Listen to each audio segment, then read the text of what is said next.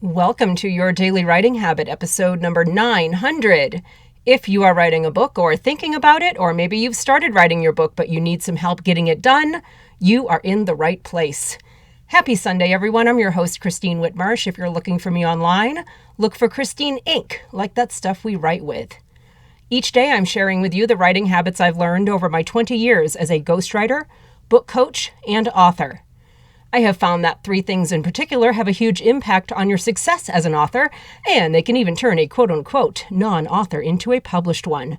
Those three things are writing fundamentals, productivity, and mindset habits. Here's today's quote, and this is my absolute favorite quote about habits, by the way. "The chains of habit are too weak to be felt until they are too strong to be broken." Samuel Johnson. And once again, happy Sunday, everyone. And today, to celebrate episode number 900, I can't believe it, of Your Daily Writing Habit, I am breaking from our usual format of Sunday Story Time, where I usually read an excerpt from a book off my shelf and pose a learning question to help your writing. Instead, for episode number 900 today, I'm just going to keep saying that. Here are 3 tips for each of our 3 pillars here on the show: writing fundamentals, productivity, and mindset habits. So this is a Tipsapalooza today. So here we go. Writing fundamentals tip number 1, brevity. As covered in the book, Elements of Style by Strunk and White, highly recommend that quick little awesome writing fundamentals read. If you can say it in 3 words, don't use 4. One of the main functions of editing is to go on a scavenger hunt for words that don't need to be there. Cut, clean up, tighten, and you'll watch the quality and impact of your writing improve. Writing fundamentals tip number 2. When in doubt, tell a story. And this doesn't necessarily mean a personal story about yourself. It can be a story about someone else, something you read or heard from history, pop culture, current events, or a story can be considered a metaphor, an allegory, parable, fable, all those things, any sort of writing tool. Story is a gentle reminder from the writing gods to show, don't tell. Writing fundamentals tip number 3.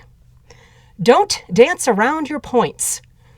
You know that buffer language we use in real life, like actually and sort of and kind of and so, and I feel like, in my opinion, all the things like that. You know, those take away the impact of the points you're making in your writing. Hit your points straight on. Either take complete ownership of your words or don't bother writing them at all. And now we move on to mindset tips, the second pillar. You know, that energetic force that presumably resides somewhere inside our brain. The thing that some days inspires us to create great things and other days convinces us that we're not worthy of maybe like even writing a shopping list. It's like its own being, isn't it, mindset? So mindset tip number 1. Believe that you are not a writer by accident. That you haven't been given a passion, talent, and skill for something that you're not supposed to do. Elizabeth Gilbert talks about this in her book, Big Magic. If you've been given an idea for a book, it's for you, not someone else. And even if someone has written something like it, they wouldn't write it like you because they are not you. As much as it feels like it sometimes, this idea in your head to write a book, it's not a coincidence. It's quite deliberate. Mindset tip number 2. On that note, writing a book is a hard thing. There are thousands of people, maybe more, who will spend their entire lives talking about writing a book, but they will never find the courage to put pen to paper and start. Somewhere in the middle of the habit setting and occasionally being way too hard on ourselves, remember to acknowledge yourself for doing the hard thing and give yourself a little grace. You're a person. You're a writer person, but a person, not a robot. You're doing something above and beyond regular life responsibilities. This is really cool. Also remember to enjoy the journey at least a little once in a while. Finally, mindset tip number 3. Once you've given yourself that grace and remember to have fun, here's where the fire under your butt comes in. And this is also a mantra that has pushed me through to many a deadline. 3 words: no matter what. Adopt a no matter what mindset, and you will finish your book no matter what. Laser focus and determination. This is a high-performance mindset held by elite athletes, startup founders, inventors, and others who simply refuse to let any obstacle derail them from their goals, no matter what. I see these words as magic blinders, tunnel vision to block out all the noise, to block out anything, including my own mind, that seeks to push me off course, no matter what.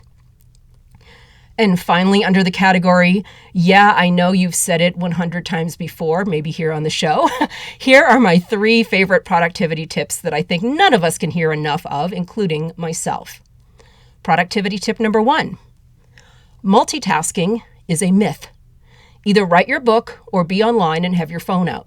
Your brain doesn't know how to create and react at the same time, so don't fry your neural circuits trying to make it do something it's not designed to do.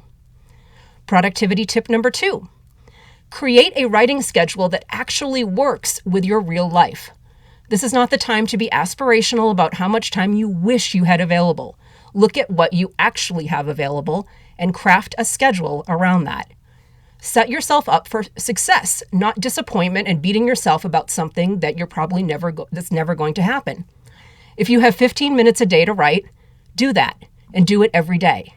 If you have 4 hours on Sundays, do that and do it every week. But if you're not a morning person, unless you have a really, really strong, overpowering why for writing your book, it's unlikely that suddenly you'll be getting up at 5 a.m. every day to work on it. Be realistic. Productivity tip number 3, keep your eyes on your own work. Everyone writes their book on their own schedule with their own habits and based on their own expectations. Create writing habits that work for you. It might take a little experimentation, but keep at it. Don't get discouraged when a certain habit doesn't work out. Your writing habit is personal to you. I'm just giving you the basic principles and strategies and ideas here on the show.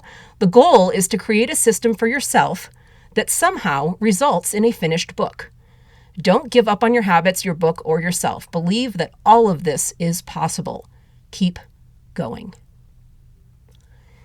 Thank you for joining me here on Your Daily Writing Habit, episode number 900, where I'm helping you write and finish writing an awesome book. And thank you all so much, especially to those of you who've been with me since the beginning. I feel like that's a lot of you now, though, since I understand many of you are binge watching from the beginning. So technically, I think everybody's been with me since the beginning.